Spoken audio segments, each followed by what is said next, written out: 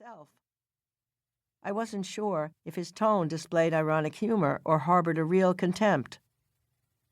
We talked for 5 hours straight. He had an edgy nonconformist streak, as well as a distinct gravity, a world weariness, a sharp wit, yet in his eyes and gestures, a kindness. He suggested we continue our conversation over dinner that night at a restaurant on Beacon Hill in Boston. We had just settled at our table and chosen a bottle of wine when he leaned toward me. "Tell me," he began, "where did you get your ambition? What were your parents like? How many times have you been in love?" What struck me was the intensity and eagerness of his inquiry. Given his prompts, I was off and running. I told him I had grown up in the 1950s in Rockville Centre, a suburb of New York, where the neighbors on our block formed an extended family. With almost a dozen kids the same age as me, we ran in and out of each other's houses all day. Our street was our playground. I told him stories about my parents and my sisters, my love of history and the Brooklyn Dodgers, the joy I had always found in school. Dick interrupted me several times, but only to ask further questions about my mother, who had died when I was 15, and my father, who had died only last month. Finally, I took a deep breath. I realized how artfully he had turned the tables. I was usually the one asking questions when I met people. After we finished dinner, he told me about growing up in Brookline, Massachusetts, and attending Tufts College and Harvard Law School. His account was far more condensed than mine. He had recently returned to Cambridge from rural Maine, where he had moved not long after Robert Kennedy's death. His 6-year-old son, Richard Jr., was ready for first grade, and he wanted him to be schooled in the Boston area. He spoke very little about his wife, Sandra. A gifted writer, she had studied at Vassar and the Sorbonne, but had struggled with mental illness and been hospitalized for long periods of time. They had been separated for some years.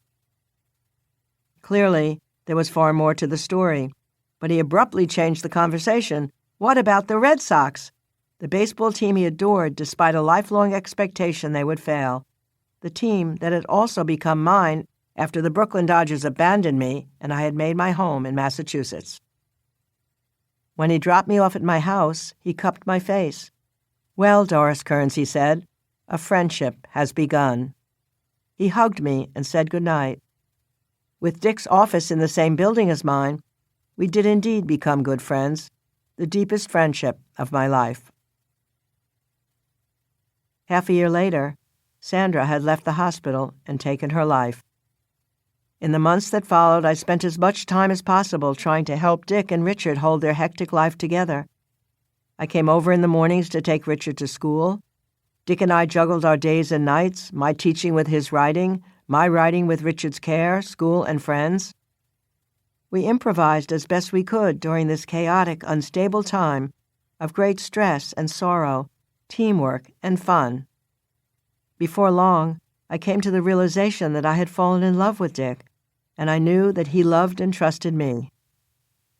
But the turmoil and upheaval of Dick's life made it impossible for him to make a long-term commitment, which he knew I wanted.